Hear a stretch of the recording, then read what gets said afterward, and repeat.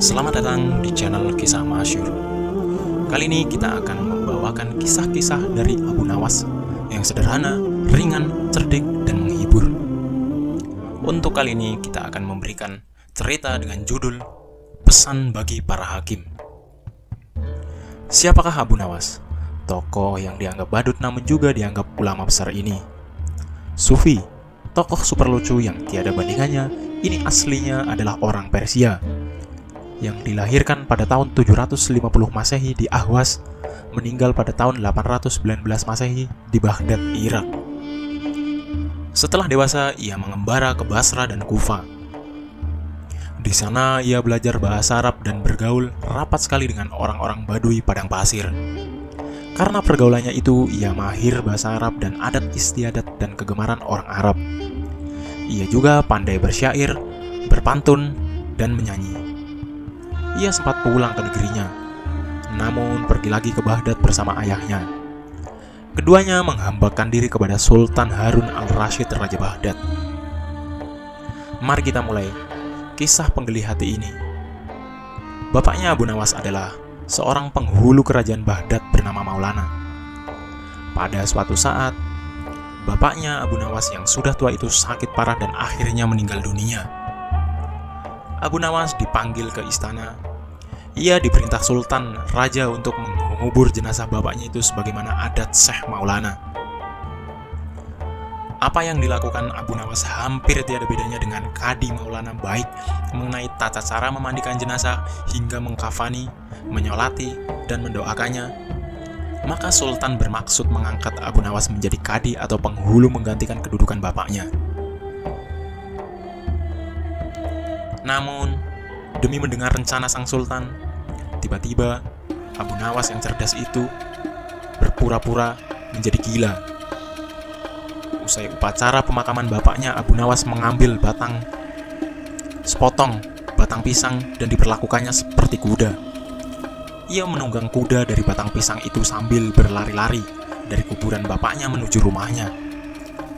Orang yang melihat menjadi terheran-heran dibuatnya. Pada hari yang lain, ia mengajak anak-anak kecil dalam jumlah yang cukup banyak untuk pergi ke makam bapaknya. Dan di atas makam bapaknya itu, ia mengajak anak-anak bermain rebana dan bersuka cita. Kini semua orang yakin dan heran atas kelakuan Abu Nawas itu. Mereka menganggap Abu Nawas sudah menjadi gila karena ditinggal mati oleh bapaknya. Pada suatu hari, ada beberapa orang utusan dari Sultan Harun al-Rasyid datang menemui Abu Nawas. "Hai Abu Nawas, kau dipanggil Sultan untuk menghadap ke istana," kata wazir utusan Sultan. "Buat apa Sultan memanggilku? Aku tidak ada keperluan dengannya," jawab Abu Nawas dengan entengnya seperti tanpa beban. "Hai Abu Nawas, kau tidak boleh berkata seperti itu kepada rajamu." "Hai wazir, kau jangan banyak cakap. Cepat ambil ini, kudaku ini, dan mandikan di sungai supaya bersih dan segar," kata Abu Nawas sambil menyodorkan sebatang pohon pisang yang dijadikan kuda-kudaan. Si wazir hanya geleng-geleng kepala melihat kelakuan Abu Nawas. "Abu Nawas, kau mau apa tidak menghadap Sultan?" kata wazir. "Katakan kepada rajamu, aku sudah tahu, maka aku tidak mau," kata Abu Nawas. "Apa maksudnya Abu Nawas?" tanya wazir dengan rasa penasaran. "Sudah, pergi sana, bilang saja begitu kepada rajamu," sergah Abu Nawas sembari menyaruk debu dan dilempar ke arah si wazir dan teman-temannya. Si wazir pun segera menyingkir dari halaman rumah Abu Nawas. Mereka laporkan kepada keadaan Abu Nawas yang seperti tak waras itu kepada Sultan Harun al-Rasyid. Dengan geram, Sultan berkata, "Kalian bodoh semua, hanya menghadapi Abu Nawas kemari saja tak becus. Ayo pergi ke rumah Abu Nawas, bawa dia kemari dengan sukarela ataupun terpaksa." Si wazir pun segera mengajak beberapa prajurit istana dan dengan paksa Abu Nawas dihadirkan di hadapan raja. Namun lagi-lagi di depan raja, Abu Nawas berlagak pilon. Bahkan tingkahnya ugal-ugalan tak selayaknya berada di hadapan seorang raja. Abu Nawas, bersikaplah yang sopan, tegur Baginda. Ya, Baginda, tahukah Anda apa Abu Nawas? Baginda terasi itu asalnya dari udang. Kurang ajar kau menghinaku, Nawas. Tidak, Baginda. Siapa bilang udang berasal dari terasi? Baginda merasa dilecehkan. Ia naik pitam dan segera memberi perintah kepada para pengawalnya. Hajar dia, pukuli dia sebanyak 25 kali. Wah, Abu Nawas yang kurus kering itu akhirnya lemas tak berdaya, dipukuli tentara yang bertubuh kekar. Usai dipukuli, Abu Nawas disuruh keluar istana. Ketika sampai di pintu gerbang kota, ia dicegat oleh penjaga. Hai Abu Nawas, tempo hari ketika kau hendak masuk ke kota ini, kita telah mengadakan perjanjian. Masa kau lupa pada janjimu itu? Jika engkau diberi hadiah oleh Baginda, maka engkau berkata, aku bagi 2. Engkau 1 bagian, aku 1 bagian. Nah, sekarang mana bagianku itu? Hai penjaga pintu gerbang, apakah kau benar-benar menginginkan hadiah Baginda yang diberikan kepadaku tadi? Iya, tentu itu kan sudah merupakan perjanjian kita. Baik, aku berikan semuanya, bukan hanya 1 bagian. Wah, ternyata kau baik hati Abu Nawas. Memang harusnya begitu. Kau kan sudah sering menerima hadiah dari Baginda. Tanpa banyak cakap lagi, Abu Nawas mengambil sebatang kayu yang agak besar, lalu orang itu pun dipukulinya sebanyak 25 kali. Tentu saja orang itu menjerit-jerit kesakitan dan menganggap Abu Nawas telah menjadi gila. Setelah penunggu gerbang kota itu kelenger, Abu Nawas meninggalkannya begitu saja. Ia terus melangkah pulang ke rumahnya. Sementara itu, si penjaga pintu gerbang mengadukan nasibnya kepada Sultan Harun al-Rasyid. Ya tuanku, Syah Alam, ampun beribu ampun. Hamba datang kemari mengadukan Abu Nawas yang telah memukul hamba sebanyak 25 kali tanpa suatu kesalahan. Hamba mohon keadilan dari tuanku Baginda. Baginda segera memerintahkan pengawal untuk memanggil Abu Nawas. Setelah Abu Nawas berada di hadapan Baginda, ia ditanya, Hai Abu Nawas, benarkah kau telah memukuli penunggu pintu gerbang kota ini sebanyak 25 pukulan?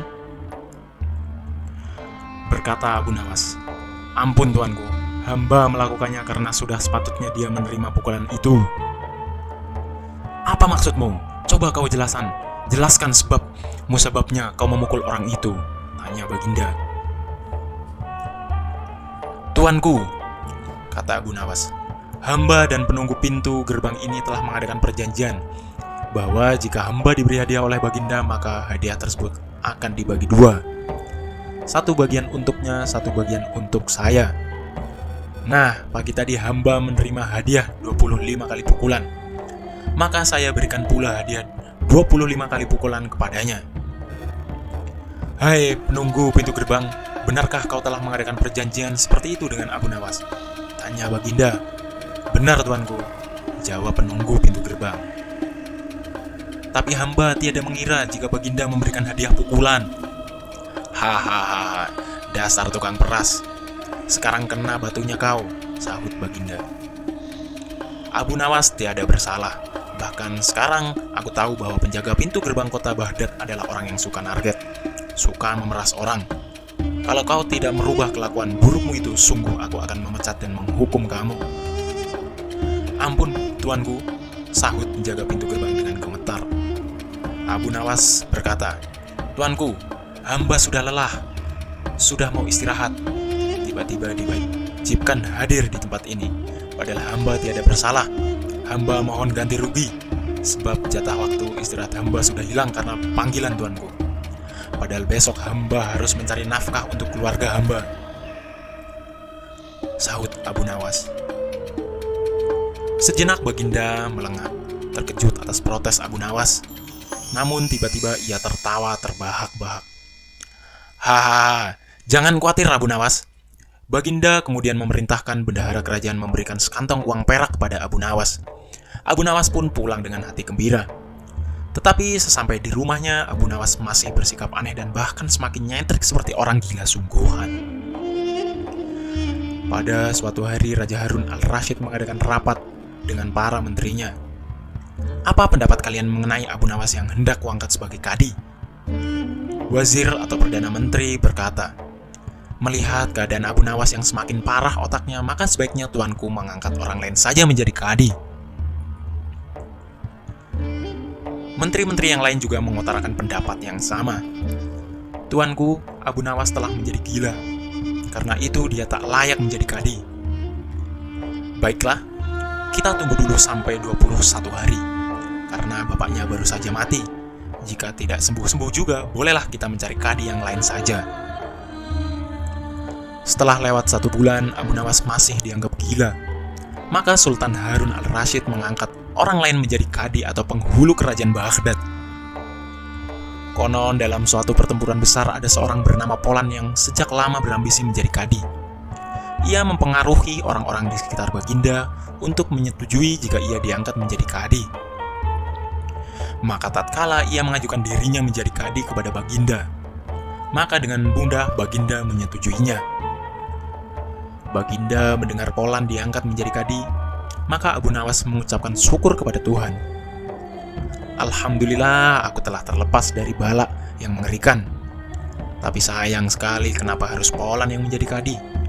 Kenapa tidak yang lain saja? Jawab Abu Nawas. Mengapa Abu Nawas bersikap seperti orang gila? Ceritanya begini. Pada suatu hari ketika ayahnya sakit parah dan hendak meninggal dunia, ia panggil Abu Nawas untuk menghadap. Abu Nawas pun datang mendapati bapaknya yang sudah lemah lunglai. Bapaknya berkata, "Hai anakku, aku sudah hampir mati. Sekarang ciumlah telinga kanan dan kiriku." Abu Nawas segera menuruti permintaan terakhir bapaknya. Ia cium telinga kanan bapaknya. Ternyata berbau harum, sedangkan yang sebelah kiri berbau sangat busuk. "Bagaimana anakku, sudah kau cium?" "Benar bapak." "Ceritakan dengan sejujurnya, baunya kedua telingaku ini." "Aduh pak, sungguh mengherankan. Telinga bapak yang sebelah kanan berbau harum sekali, tapi yang sebelah kiri kok baunya amat busuk." "Hai anakku Abu Nawas, tahukah apa sebabnya bisa terjadi begini?" "Wahai bapakku, cobalah ceritakan kepada anakmu ini." Berkata Syekh Maulana, "Pada suatu hari datang 2 orang mengadukan masalahnya kepadaku. Yang seorang aku dengarkan keluhannya, tapi yang seorang lagi, karena aku tak suaka maka tak ku dengar pengaduannya. Inilah resiko menjadi kadi. Jika kelak kau suka menjadi kadi, maka kau akan mengalami hal yang sama. Namun jika kau tidak suka menjadi kadi, maka buatlah alasan yang masuk akal agar kau tidak dipilih sebagai kadi oleh Sultan Harun al-Rashid." Tapi tak bisa tidak, Sultan Harun al-Rashid pastilah tetap memilihmu sebagai kadi. Nah, itulah sebabnya mengapa Abu Nawas berpura-pura menjadi gila, hanya untuk menghindarkan diri agar tidak diangkat menjadi kadi. Seorang kadi atau penghulu pada masa itu kedudukannya seperti hakim yang memutuskan suatu perkara. Walaupun Abu Nawas tidak menjadi kadi, namun dia sering diajak konsultasi oleh raja untuk memutus suatu perkara. Bahkan ia kerap kali dipaksa datang ke istana hanya sekedar untuk menjawab pertanyaan baginda raja yang aneh-aneh dan tidak masuk akal. Demikian cerita dari Abu Nawas kali ini. Jangan lupa like, komen, dan subscribe jika kalian suka. Selamat datang di channel Kisah Masyhur. Kali ini kita akan membawakan kisah Abu Nawas dengan judul Abu Nawas Mendemo Tuan Kadi. Pada suatu sore ketika Abu Nawas sedang mengajar murid-muridnya, ada 2 orang tamu datang ke rumahnya. Yang seorang adalah wanita tua penjual kahwa, sedang yang satunya lagi adalah seorang pemuda berkebangsaan Mesir. Wanita tua itu berkata beberapa patah kata, kemudian diteruskan dengan si pemuda Mesir. Setelah mendengar pengaduan mereka, Abu Nawas menyuruh murid-muridnya menutup kitab mereka. "Sekarang pulanglah kalian. Ajak teman-teman kalian datang kepadaku pada malam hari ini sambil membawa cangkul penggali, kapak, dan martil serta batu." Murid-murid Abu Nawas merasa heran, namun mereka begitu patuh kepada Abu Nawas. Dan mereka merasa yakin gurunya selalu membuat kejutan dan berada di pihak yang benar. Pada malam harinya, mereka datang ke rumah Abu Nawas dengan membawa peralatan yang diminta oleh Abu Nawas. Berkata Abu Nawas, "Hai kalian semua, pergilah malam hari ini untuk merusak Tuan Kadi yang baru jadi." "Hah? Merusak rumah Tuan Kadi?" gumam semua muridnya terheran. "Apa? Kalian jangan ragu, laksanakan saja perintah gurumu ini," kata Abu Nawas menghapus keraguan murid-muridnya. "Barang siapa yang mencegahmu, jangan kau pedulikan. Terus pecahkan saja rumah Tuan Kadi yang baru. Siapa yang bertanya, katakan saja aku yang menyuruh merusak. Barang siapa yang hendak melempar kalian, maka pukullah mereka dan lemparilah dengan batu." Habis berkata demikian, murid-murid Abu Nawas bergerak ke arah Tuan Kadi. Laksana demonstran, mereka berteriak-teriak menghancurkan rumah Tuan Kadi yang baru. Orang-orang kampung merasa heran melihat kelakuan mereka. Lebih-lebih ketika tanpa basa-basi lagi mereka langsung merusak rumah Tuan Kadi. Orang-orang kampung itu berusaha mencegah perbuatan mereka. Namun karena jumlah murid-murid Abu Nawas terlalu banyak, maka orang-orang kampung tak berani mencegah. Melihat banyak orang yang merusak rumahnya, Tuan Kadi segera keluar dan bertanya, "Siapa yang menyuruh kalian merusak rumahku?" Murid-murid itu menjawab, "Guru kami, Tuan Abu Nawas yang menyuruh kami." Habis menjawab begitu, mereka bukannya berhenti, malah terus menghancurkan rumah Tuan Kadi hingga rumah itu roboh dan rata dengan tanah. Tuan Kadi yang hanya bisa marah-marah karena tidak ada orang yang berani membelanya. "Dasar Abu Nawas provokator, orang gila. Besok pagi aku akan melaporkan kepada Baginda." Benar, esok harinya Tuan Kadi mengadukan kejadian semalam sehingga Abu Nawas dipanggil menghadap Baginda. Setelah Abu Nawas menghadap Baginda, ia ditanya, "Hai Abu Nawas, apa sebabnya kau merusak rumah Kadi itu?" Abu Nawas menjawab, "Wahai tuanku, sebabnya ialah pada suatu malam hamba bermimpi bahwasanya Tuan Kadi menyuruh hamba merusak rumahnya, sebab rumah itu tidak cocok baginya. Ia menginginkan rumah yang lebih bagus lagi. Ya, karena mimpi itu maka hamba merusak rumah Tuan Kadi." Lalu Baginda berkata, "Hai Abu Nawas, bolehkah hanya karena mimpi sebuah perintah dilakukan? Hukum dari negeri mana yang kau pakai itu?" Dengan tenang Abu Nawas menjawab, "Hamba juga memakai hukum Tuan Kadi yang baru ini, tuanku."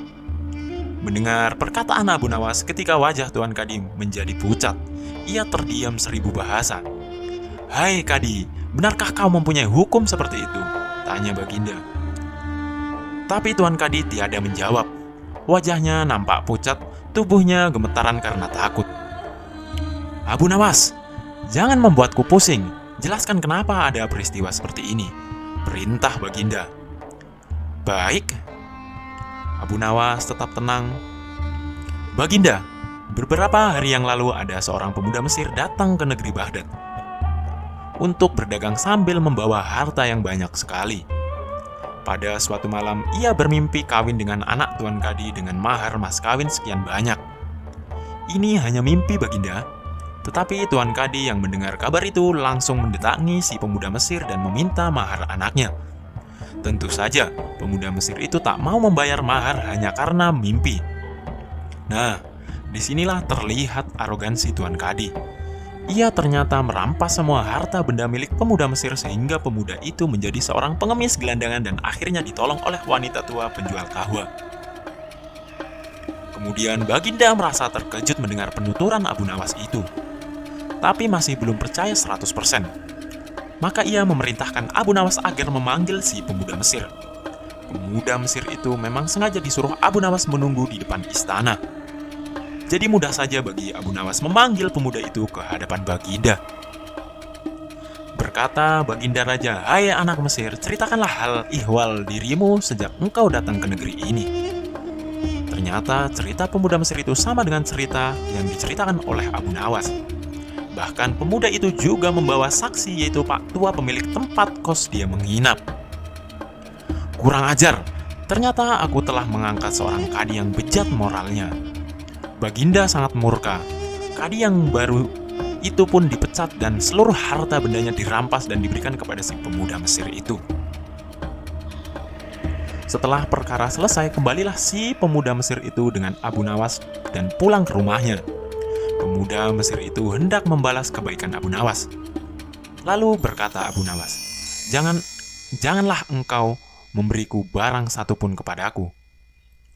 Aku tidak akan menerimanya sedikit pun juga. Pemuda Mesir itu betul-betul mengagumi Abu Nawas.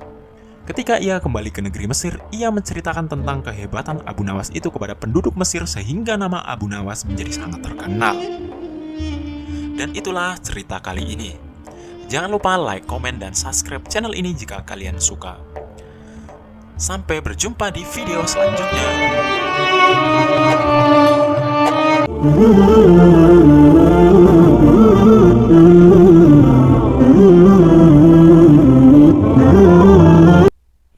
Selamat datang di channel Kisah Masyhur. Kali ini kita akan membawakan kisah tentang Abu Nawas dengan judul Membalas Perbuatan Raja.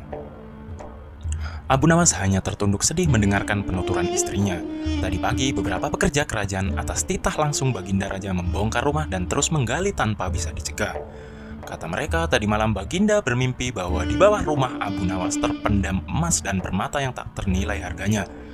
Tetapi setelah mereka terus menggali, ternyata emas dan permata itu tidak ditemukan. Dan Baginda juga tidak meminta maaf kepada Abu Nawas, serta tidak mengganti kerugian yang diakibatkan penggalian rumah Abu Nawas. Inilah yang membuat Abu Nawas kesal. Lama Abu Nawas memeras otak, namun belum juga ia menemukan muslihat untuk membalas Baginda. Makanan yang dihidangkan oleh istrinya itu tidak dimakan karena nafsu makannya lenyap. Malam pun tiba, namun Abu Nawas tetap tidak beranjak. Keesokan hari, Abu Nawas melihat lalat-lalat mulai menyerbu makanan Abu Nawas yang sudah basi. Ia tiba-tiba tertawa riang. "Tolong ambilkan kain penutup untuk makananku dan sebatang besi," Abu Nawas berkata kepada istrinya. "Untuk apa?" tanya istrinya heran. "Membalas Baginda Raja," kata Abu Nawas singkat. Dengan muka berseri-seri, Abu Nawas berangkat menuju istana. Setiba di istana, Abu Nawas membungkuk hormat dan berkata, "Ampun tuanku, hamba menghadap tuanku Baginda hanya untuk mengadukan perlakuan tamu-tamu yang tidak diundang. Mereka memasuki rumah hamba tanpa izin dari hamba dan berani memakan makanan hamba." "Siapakah tamu-tamu yang tidak diundang itu, wahai Abu Nawas?" sergap Baginda kasar. "Lalat-lalat ini tuanku," kata Abu Nawas sambil membuka penutup piringnya. "Kepada siapa lagi kalau bukan kepada Baginda junjungan hamba? Hamba mengadukan perlakuan yang tidak adil ini." "Lalu keadilan yang bagaimana yang kau inginkan dariku?" "Hamba hanya menginginkan izin tertulis dari Baginda sendiri agar hamba bisa dengan leluasa menghukum lalat-lalat itu." Baginda Raja tidak bisa mengelakkan diri, menolak permintaan Abu Nawas karena pada saat itu para menteri sedang berkumpul di istana. Maka dengan terpaksa Baginda membuat surat izin yang isinya memperkenankan Abu Nawas memukul lalat-lalat itu dimanapun mereka hinggap. Tanpa menunggu perintah, Abu Nawas mulai mengusir lalat-lalat di piringnya hingga mereka terbang dan hinggap di sana-sini. Dengan tongkat besi yang sudah sejak tadi dibawanya dari rumah, Abu Nawas mulai mengejar dan memukuli lalat-lalat itu yang ada hinggap di kaca atau di singgasana kerajaan. Abu Nawas dengan leluasa memukul kaca itu hingga hancur. Kemudian vas bunga yang indah itu hingga hancur. Kemudian giliran patung hias sehingga sebagian dari istana dan perabotannya remuk diterjang tongkat besi Abu Nawas. Bahkan Abu Nawas tidak merasa malu memukul lalat yang kebetulan hinggap di tempayan Baginda Raja.